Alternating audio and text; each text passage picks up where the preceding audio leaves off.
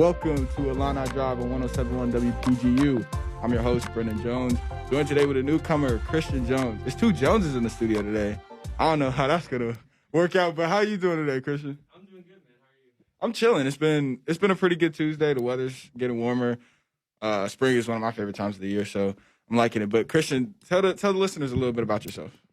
I am a junior here at U of I, journalism major, big Illini sports fan. I've been following Illini sports since I was a kid. You know, Darren Williams, Dee Brown, everything.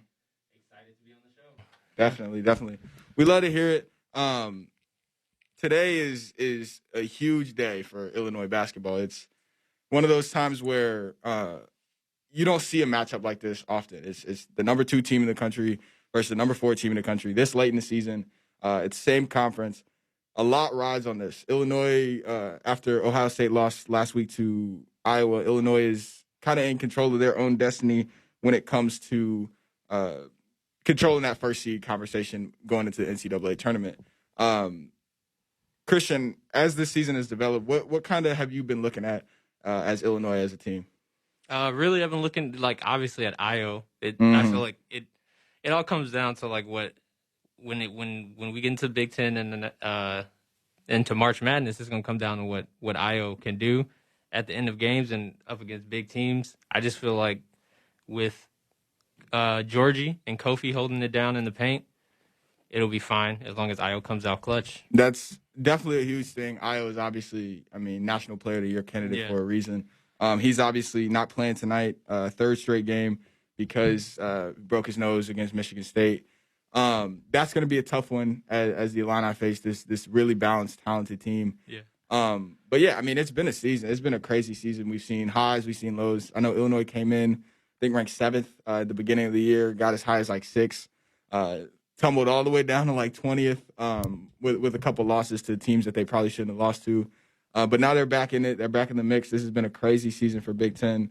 Looking at the rankings, you have Michigan State, you have Illinois, you have Ohio State is still in the top 10. Iowa's still in the top 10. This is a very, very competitive league. And, I'm just very excited for this game. Waiting for it to get started. Right now, ESPN is playing the end of this West Virginia-Baylor game, which looks as like it's about to go into overtime. So I might try to find a different stream for this game. But, yeah, But yeah, just in general, I feel like the Big Ten for me has been surprising this year. Surprisingly, just really, really good. Because Michigan's number 2, Illinois 4, Ohio State 7. They were like 5 or something last week. Yeah, right? yeah. It's crazy that this one year that Illinois has been so good. The whole conference has been pretty good. Yeah, and it's exciting. Kind of unfortunate though that Illinois was. Well, because we've seen this team being built since Iowa's freshman year, right? Kind of seen that progression go along, but it's kind of unfortunate now that you have Iowa, who's also really good, Michigan, who come along, Ohio State, which kind of skyrocketed out of almost nowhere. They weren't really that good in the beginning of the year, and then middle of the season went on this crazy run and reached, I think, 4th in the nation at one point. But yeah, I think this is going to be an exciting game. Just kind of waiting for it to start. But what do you look at this Michigan team, very well balanced, coached by Juwan Howard. What are you kind of looking forward in this game for Illinois? Well, looking forward, hopefully, to seeing different guys step up for Illinois with Io out.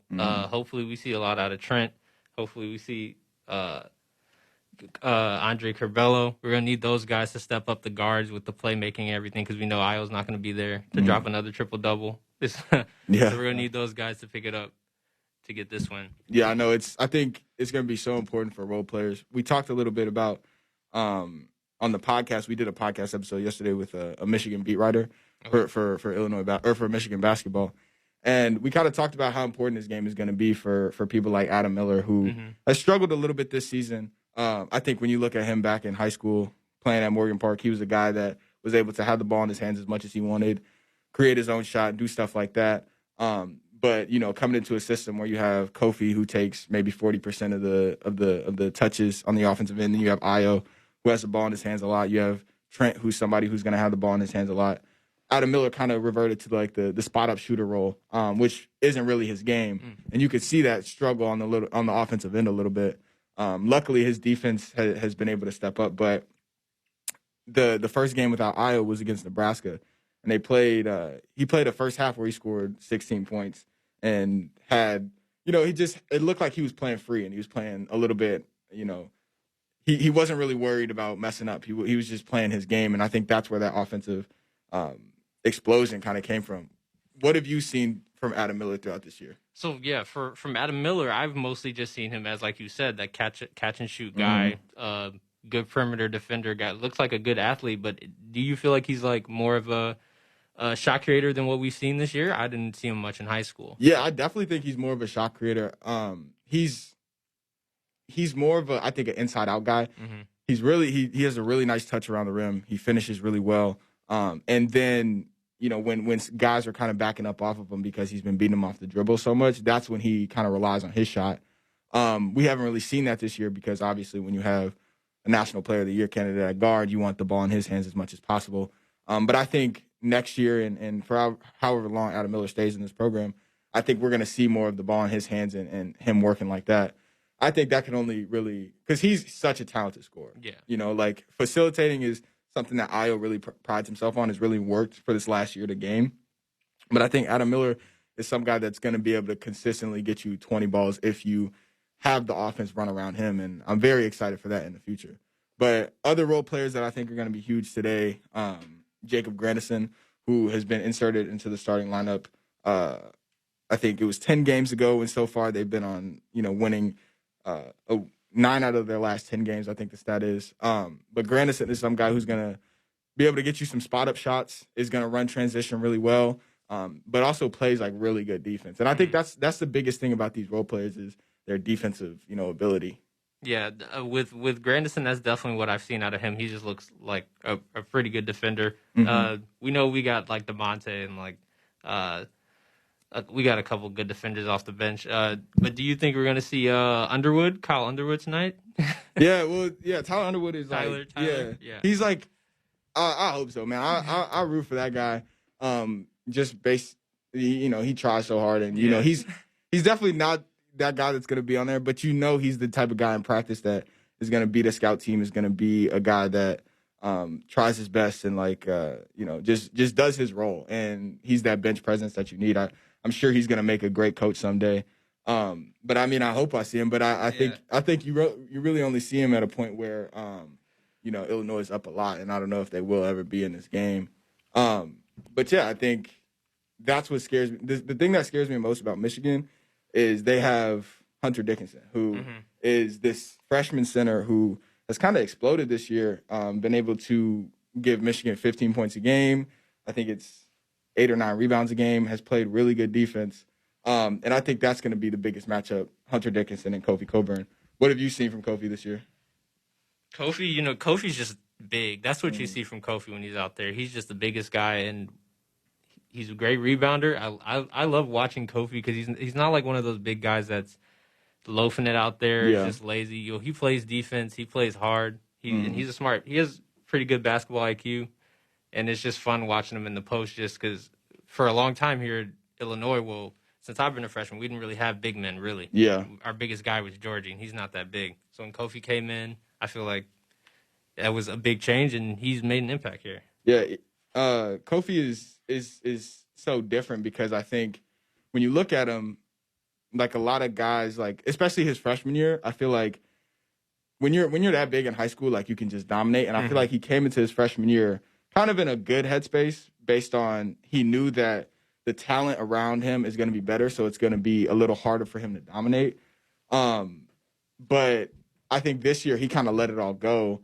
And he's been, these last 15 games or so, he's been playing out of his mind. He's been dunking everything. He's been rebounding crazy. He's been playing amazing defense. So I think he's one of those guys that is going to be able to really change the pace of the game and put the ball in his hands and be able to slow it down, make people foul him, really give Illinois an opportunity to be dominant in the paint. And that's something that you're going to need in the Big Ten because you got guys like Luka Garza, you got Trace Jackson-Davis, you got Hunter Dickinson, guys that are really, really skilled in the paint and are able to control the pace of the game. And that's what's really important about this game. Yeah, and that matchup with Hunter Dickinson and Coburn, that should be a big one tonight. Who do you think is going to come out on top there? Is Hunter a good defender, and he's only a freshman? Yeah, he's playing really solid defense this whole Michigan team is really good defensively. They're really solid. I think what this matchup honestly comes down to is Kofi Cockburn going to be able to stay out of foul trouble? We saw his freshman year, he really struggled with foul trouble, and this year it's gotten a lot better. He had 4 fouls against Wisconsin in the last game they played, but that was the first time he had 4 fouls since like December. So he's really been trying to limit his fouls, but Dickinson is a guy that's able to get guys in the air. His post moves are really good. Kind of reminds me a little bit of Nikola Jokic in the NBA with how creative he is around the rim. So if Kofi gets into foul trouble, this is going to be a really tough matchup. But I think that if Kofi's able to stay on the ground, defend well, I don't know who could guard Kofi. Yeah, Kofi. Hopefully this seems like it'll be a pretty good matchup if he's out there, playing like Jokic, just maestro out there. Who would you think is like a good Kofi comparison in the NBA? It's kind of hard. I was thinking Andre Drummond a little bit. Yeah, just, he has that same size. That's what I'm trying to say. It's like a little bit of Andre Drummond. I'm hesitant. A lot of people say Shaq just based on how they look. I'm hesitant to say that because I think Shaq is just so unique in the way he was able to move. I don't know if Kofi has that agility. But I think Andre Drummond is a really a heavy set Andre Drummond. Yeah. Some guy that's going to be able to get in there. And I'm kind of excited to see, what Kofi does this offseason. Obviously, he's going to have the chance to go to the NBA. He's a top 6 guy in the Big Ten. I don't know if he'll get drafted. He still has a lot to work on. His post presence, shooting the ball, obviously. But I think he can be an NBA talent if he puts the work in. Yeah. But I think if he comes back next year, I think he could be a guy that could be the best guy in the Big Ten. Yeah. It seems like maybe 10, 15 years ago he would have been like definitely a first round pick. Absolutely. Yeah. 15 years ago, if you would have showed me Kofi Cockburn, he probably would have been a top 5 pick in the NBA. Exactly. Draft. It would have been like, draft that guy immediately. But he hasn't really shown any outside game at all in the NBA. That's what you need. Yeah, waiting on this stream to come back. Baylor West Virginia game is still in overtime, but Illinois trails Michigan by 2 points, 3.5 minutes in. So very low scoring first couple minutes of the game. That just goes to show you how good defensively both these teams are. I think Illinois just got their first bucket, so it's 2-2 with 16.5 left in the first half of the game. But I think this game really, in reality, what it's going to come down to is who's going to be able to defend who, right? In Michigan, you have guys like Isaiah Livers, who's 6'6", 6'7", can shoot the ball really well. I think he shoots like 45% from 3 on like five shots a game. So that's a huge ability to shoot the basketball. Then they have Mo Wagner, who plays in the NBA right now. His younger brother. Okay. He's like a 6'10" guard. He handles the ball really well. He scores inside and out. He's one of the best defenders in the Big Ten. Without Ayo Dosunmu, are they going to have enough to kind of get this through? Do you think so? So you said Franz Wagner, he's a 6'10" guard? And he's about 6'10". Kind of plays like the wing, but has the ball in his hands like so like at that size, that seems like that's going to be a big problem for this team. It's still not like the biggest team. I hope we do. I really hope we do. Yeah. I don't know who you would have to guard a guy like that on this team. 100%. That seems like it might be where we struggle. Yeah, I think that's the thing. I was talking about this earlier. I think Illinois really needs to make this a game where it's Hunter Dickinson versus Kofi Cockburn. Because if you could live with that matchup, right? You could live with Hunter Dickinson staying in the paint and getting his points and maybe having 24, 25 and no other people, especially on the perimeter, scoring, right? But if you start to make this a game where Isaiah Livers, shoots 3 or 4 threes, Franz Wagner is kind of going off, having his day. Yeah. With the lack of offensive, especially in the half-court offensive ability that Illinois has without Ayo Dosunmu, it's going to be really tough for them to make this up. Obviously, still 15 minutes left in the first half. How do you see this game going when it comes down to it? I mean, right now, like you said, it looks like it's all defense. It's still 2-2 early on. I'm hoping it doesn't seem like it's going to be probably not a blowout game for Illinois. It's going to probably be a close one for us, and it's going to come down to defense, like you said. I'm hoping to see Kofi get buckets down low late, because that's what it's going to come down to. We're going to take our first break today. When we come back, we're going to talk a little bit more about Illinois and Michigan, what this game means for the future for whoever wins. And then later, we're probably going to get into some NBA talk on Illini Drive, 107.1 WPGU.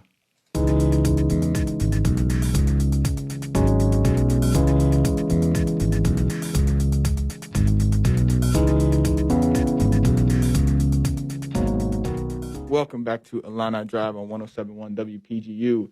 Illinois is up 5-4 on the Michigan Wolverines with 14 minutes left to play in the first half. Those 5 points coming from Andre Curbelo on a 2 and DeMonte Williams on a 3. Still trying to get this stream in here. The Baylor-West Virginia game is in overtime right now, but it's about to end probably in another minute and a half. But looking forward to the rest of the season, right? Illinois has this game, and they have one more game against Ohio State, a game in which they lost in the beginning of the year in Champaign, have to travel to Columbus, Ohio on Saturday to play Ohio State. But this game means so much for this team because they, as we talked about before, they have the opportunity to go in there and get a first seed, which you avoid some of the best teams in college basketball like that. You avoid Baylor, you avoid Gonzaga, you can avoid Michigan for as long as possible. Obviously, everybody's a fan of March Madness. How important do you think it is to get that good of a seed for a team like this, Illinois, who really hasn't been to a tournament since, I think, 2014? Yeah, it's super important, and that's one of the things that's unfortunate with the Big Ten being so good this year. And it's such a year where Illinois is good to have this much competition for that higher up seed. That is really unfortunate. But as a fan, as a fan of basketball, watching the game is kind of nice because these last couple games, last 3 games of the season for them has been against some really good competition. Yeah. Games, and it's fun to watch. That's the thing. Is that when you come into this game, you're kind of thinking, you're like, there's been so much competition with the Big Ten. Like, it kind of, when you look at teams like Gonzaga who play in a weaker conference in the Big Ten, like, is this level of competition in the Big Ten, how much do you think that's going to come into the fact where, they've been playing a tough schedule for the last, 3 months. Now they get to come in. Do you think this strength of schedule is going to help them in the tournament? Yeah, I think it will. Like, how can it not?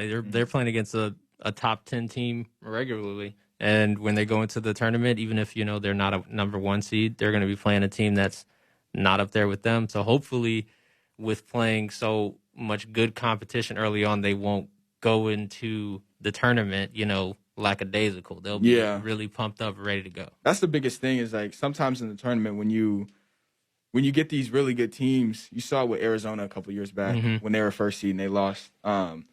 You get these really good teams that don't see a lot of good competition, and they get a team that's maybe a mid-major that is given like a 9th seed or something like that, but they've been dominant in their own conference and they have confidence, right? And this team comes and smacks the team in the mouth because they're not really, worried about them and stuff like that. So I'm glad that Illinois has had this tough schedule. They've lost some tough games, but they've also won a lot of good games. I mean, that Iowa game they won was huge. Sweeping Wisconsin was really big because Wisconsin's a pretty good team.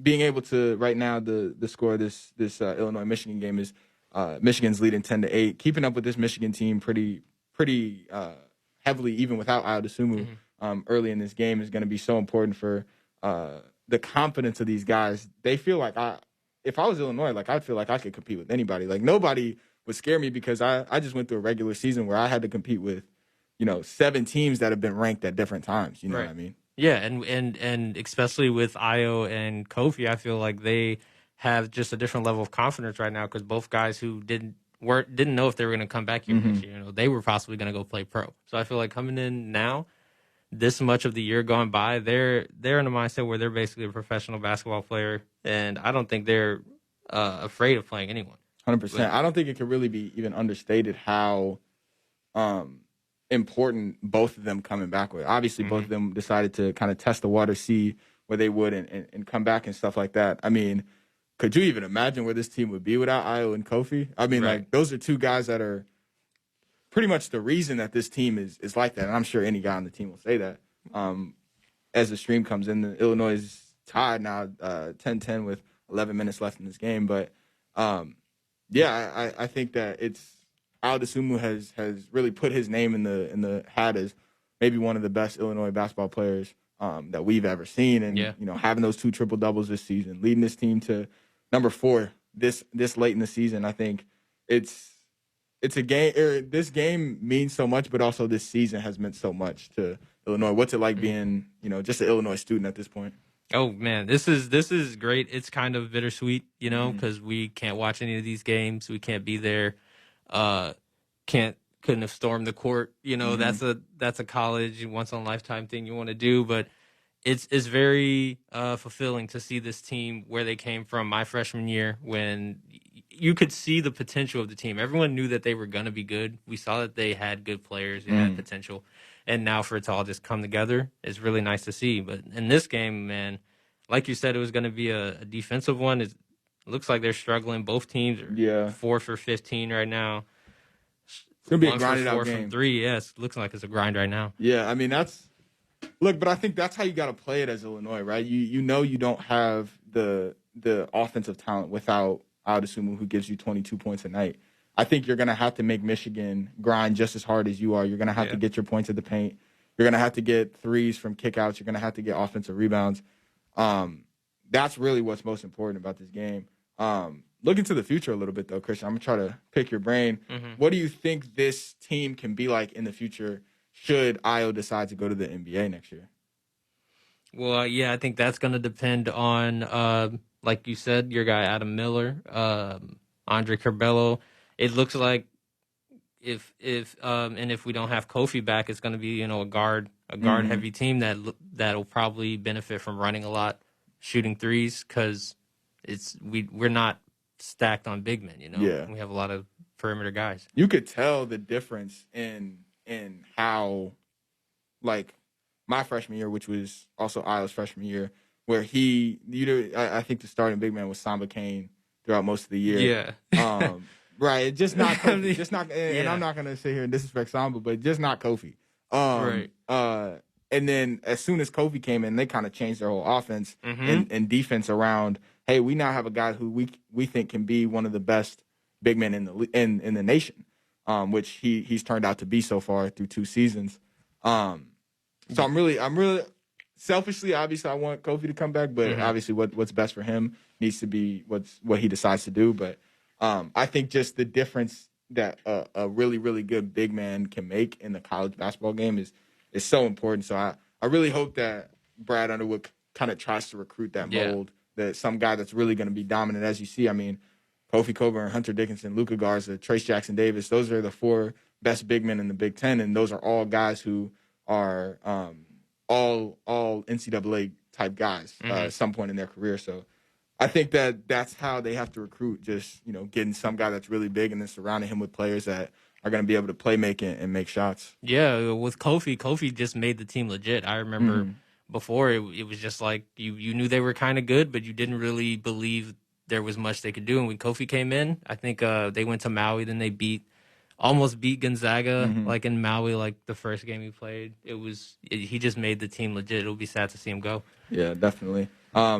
They're sitting out at a timeout right now, Illinois, 10-10 against Michigan. Still a grinded out game. There's 10 minutes left in this first half. When we talk about this team, man, I think I don't really know if it could be overstated. I don't know if we'll ever see, at least in our time in college, another team like this. I think this is kind of like the perfect, that's a hard word. Conglomeration of talent. Man, I struggle with that one. But, what do you think this team's ceiling is when it comes to the NCAA tournament? This year, I think the ceiling has to be, I think it's the championship. They're been up there with the best teams in the country all year. They were ranked high at the beginning, and they're still here. Like, I think they're just as good as anyone here. And I think Kofi and Ayo are a duo that's as good as any duo in college basketball right now. So sometimes in the NCAA tournament, it just comes down to luck. And I think we have a good enough team where, it'll just come down to we'll see what happens in March. Yeah, that's a big thing, I think, because like you said, I mean, this team has been through a lot of adversity. I mean, they started off really, really strong. Struggled a little bit through midseason. I think fell all the way to number 19. The doubt started creeping in a little bit. How good is this team really? But over the last, 3 or 4 weeks, they've shown that they're one of the best teams in the nation for a reason.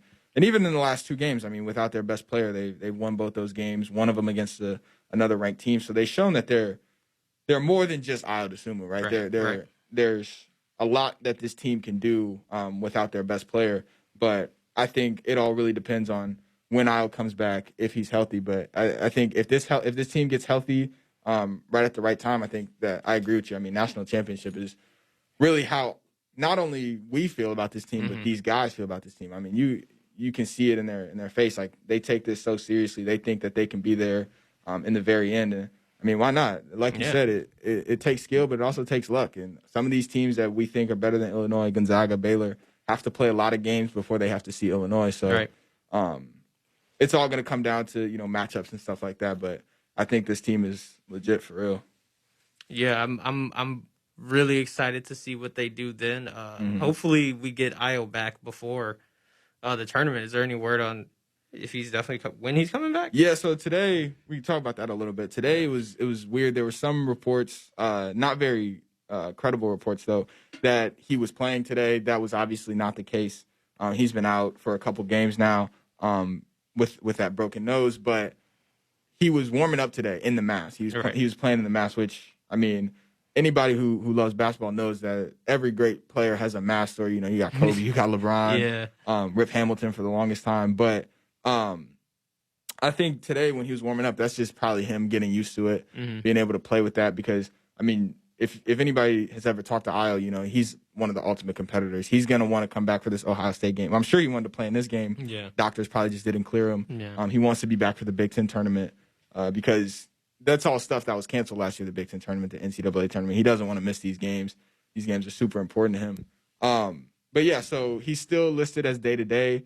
Not much word other than that, but I think that as Andre Carvello scores, it's now 14-10.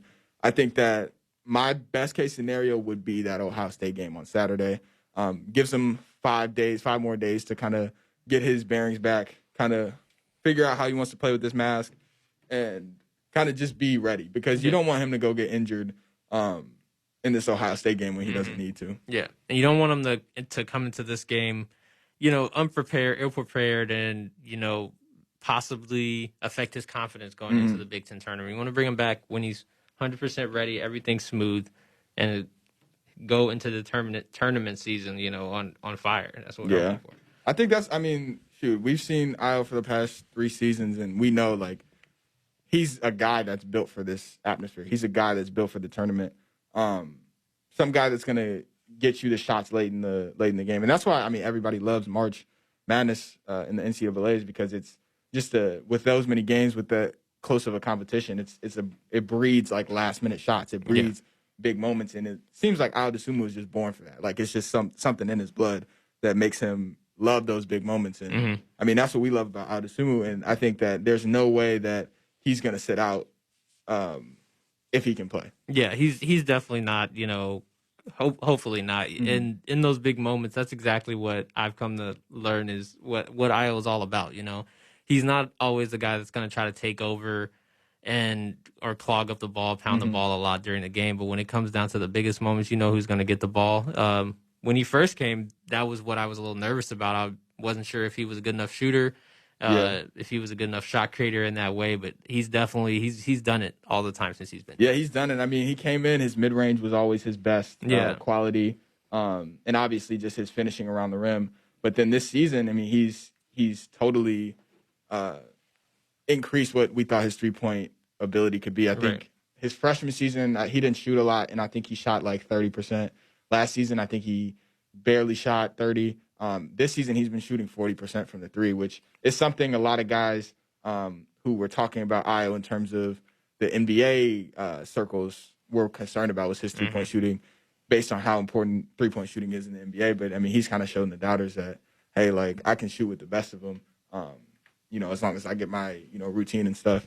Adam Miller just hit a 3. I don't know if you saw that. Illinois now leads 19-12 with 7 minutes left. Offense kind of picking up in the half court. They had a couple, buckets in the paint, and then Adam Miller hit that deep three. I think that's Illinois' second three of the game. So, yeah, I mean, it's really coming down to it. I think that this is the point where Illinois kind of has to stretch it out. You're not going to get a lot of runs like this where you get points because Michigan is just such a great defensive team. So they're really going to need to take advantage of this. How are you seeing this game coming along? Yeah, with both teams, they're still both kind of struggling shooting wise. So definitely, when you get on this run, they got to take advantage of it. It's unfortunate they haven't been able to build that lead this whole point because they're playing some good defense right now. They're rebounding well. Yeah. So hopefully they can take advantage of this now. Definitely. Illinois' leading scorer right now, Andre Curbelo with 11 and 4 rebounds. One of the smallest guys on the court, so the fact that he's leading in rebounds just shows his kind of grit. How do you feel about Andre Curbelo? I think he's kind of a guy that is a little bit polarizing. Some people like him. Like, I really like Andre Curbelo. Some people think he's a little bit too reckless with the ball. How do you feel about him? I like Andre Curbelo, because he plays with a lot of energy. He's clearly out there enjoying it and is trying to win. And I don't think he's at all trying to he's not in his own head. He's not just trying to, score to show off or anything. He just seems like a guy out there playing basketball. And he's skilled. He's still really young. He could develop so much more, while he's here at Illinois. And he's a guy that can shoot, he can dribble, and he can pass. Like, you just need those guys out on the court. 100%. I think he's a guy that could really be in the conversation for when he's maybe a junior or a senior, one of the best point guards in the nation. You see his creativity with how he passes the ball, how he sees the court. And he can also score really, really well. So he's a guy that I think can be there as soon as he he's still got a little bit of a young body.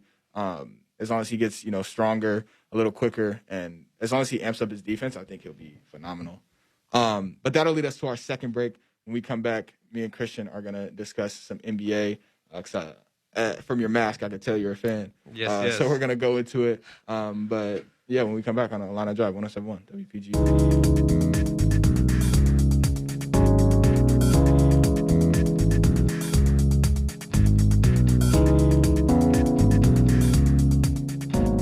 Welcome back to Illini Drive on 107.1 WPGU. With Billy Donovan coming in, that's one of the best things to see with this team. We haven't had a stable coach in a long time, and with Zach LaVine, I think in Minnesota he had like a new coach every 2 years. Yeah.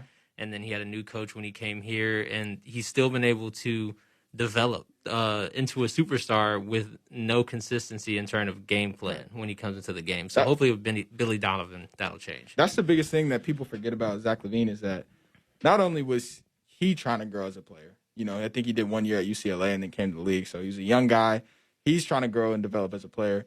He also didn't really have a stable sense of guidance because, he was drafted into an organization that is really bad and has been bad kind of since like 2010, when Kevin Love was traded from the Timberwolves. And then he came into the Bulls organization, which at that point was really bad and are making steps to become a better organization. But I would love to see what he's able to do when he has consistency around him because, just being in this new system, he's already taken steps, to become better. Looking around the league, though, who's your MVP right now? My MVP right now is Joel Embiid. Mm-hmm. I think Joel Embiid is just the best. He's just the best player in the league this year. Mm-hmm. When he played the Bulls, it was so apparent, man. There was no way to stop him. He dropped 50 on us. Yeah. It looked like there was no one defending him when he was in the paint. Like kind of how Kofi is out there, and against these college guys. But Joel's on another level, and he can hit threes. He was hitting fadeaways. He's bullying guys in the post. He's crazy. Yeah, how skilled Joel Embiid is wild. He was playing the Cavs the other night. I was watching a little bit. And he had like a crossover between the legs, step back on like Jared Allen. Right. It's like, he's 7'2" doing that. Like, that doesn't make sense. He's not lanky. He's not like skinny like KD or like, or Dirk. He's big. He's a big dude. And he just kind of slightly little flings it up there. His little jump shot. It's great to watch. It's wild how talented these guys are. I have to agree with you. They're the first seed in the East. Right. We've seen a lot of talent with this Sixers team in the past couple of years, but it finally seems like it's kind of coming together for them, and that's on the back of Joel Embiid. So I think it's just kind of apparent that that's his team, he's the reason they're so good, and I mean, I'm happy for him because I think Joel Embiid is one of the most talented big men we've seen in a long time in this league. Mm-hmm. Yeah, I have a question for you. What do you think about Donovan Mitchell? Man, I don't think there's enough to say about him. I think he's a guy that is going to give you his all. He's going to do anything he can for his team to win. And I think he's a little underrated because he's a guy that every year in the league, he's been the best player on his team pretty much since he came in. I mean, you could argue Rudy Gobert a little bit, especially the first couple of years. But I think since Donovan Mitchell, since like the beginning of last season, I think he's been the guy on his team. And his team has been a playoff team pretty much every year that he's been in the league. So I think he's a little disrespected. I would like people to, give him his flowers a little bit more because what he does is not easy. But he also that Jazz team is really built for it. I mean, they have really good shooters. They play really good defense.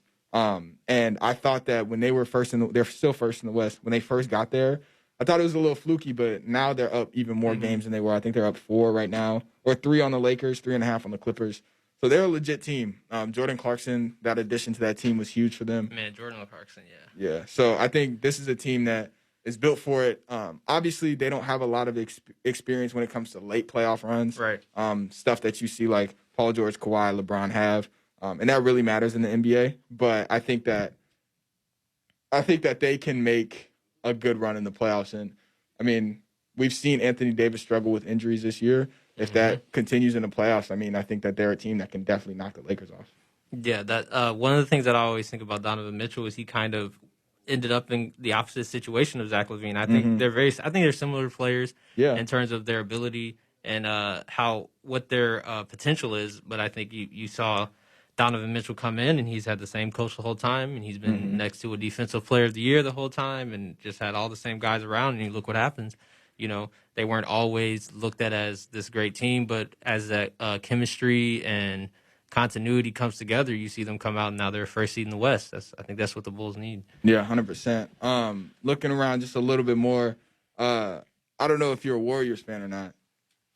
No. Nah, you don't like the Warriors? No, well, I'm not a hater. But you're not a hater, but I have a soft spot for the Warriors. I love Steph Curry, huge Klay Thompson fan, but I think that they puzzle me a little bit, right? Because you still have Steph Curry, which I think in a year where if everybody's healthy, I think Steph Curry's the best point guard in the league. That's my pick. But you see that, and they started off really, really bad. But when Draymond was able to get healthy and get back on the court, they're now eighth in the West, 19-16 record.